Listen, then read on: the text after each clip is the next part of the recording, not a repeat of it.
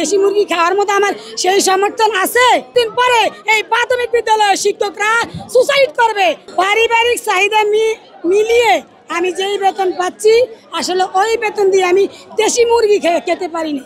আমি 20 বছর আগে আমার একটি সন্তানকে ফার্মের মুরগি কিনে তাকে বাসায় কাটতে গিয়ে যে গন্ধটা আমার নাকে আজও ভাসে, সেই গন্ধে আমি ফার্মের মুরগি খেতে পারি না। কিন্তু আমি প্রাথমিক বিদ্যালয়ে চাকরি করেও একটি দেশি মুরগি আমি কিনতে পারি না। বাংলাদেশের প্রথম ইমিউনিটি বুস্টার সমৃদ্ধ ফ্যান্টাস্টিক হ্যাপি এনার্জি বিস্কিট। জাতির বিবেকের কাছে আমার প্রশ্ন, আমরা উপদেষ্টা তৈরি করি, সচিব তৈরি করি, আমাদের কলম দিয়ে আমরা কলম ধরাই, কিন্তু সেই সচিব মহোদয়গণ বসে আমাদের বেতন কাঠামো নির্ধারণ করতে ওদের হাত কাঁপে। আমরা অর্থনৈতিকভাবে এতই অসচ্ছল যে আমরা প্রাথমিক বিদ্যালয়ের শিক্ষকরা ব্রেনের উপরে তাদের সবচেয়ে বেশি হ্যামারিং হয়, অথচ সেই শিক্ষকগণ খাওয়ার দরকার প্রতিদিন 1 গ্লাস দুধ। আমরা প্রাথমিক বিদ্যালয়ের শিক্ষকরা বিশুদ্ধ 1 গ্লাস পানিও আমাদের জন্য সমস্যা হয়ে যায়, থাকে না। মুরগি খাওয়ার মতো আমার সেই সমর্থন আছে বলেন?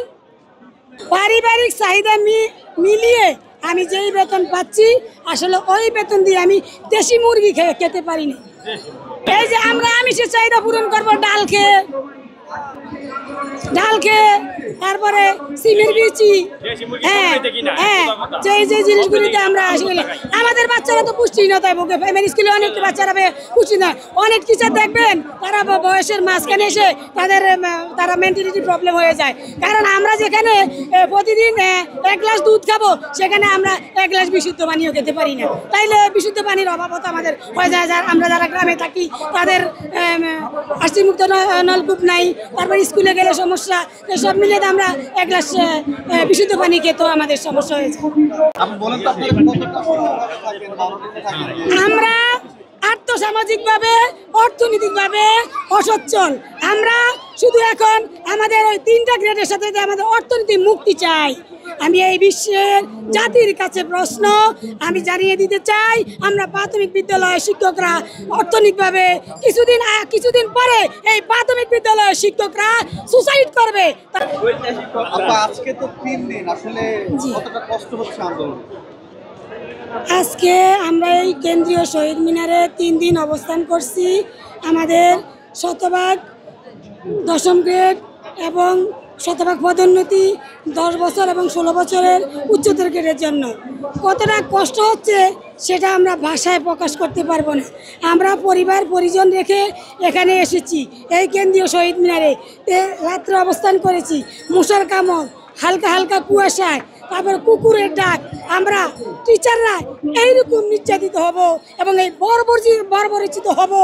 আজ এই শিক্ষক নাকি জাতি গড়ার কারিগর, তাহলে এটা কি শুধু কাগজে কলমেই থেকে যাবে?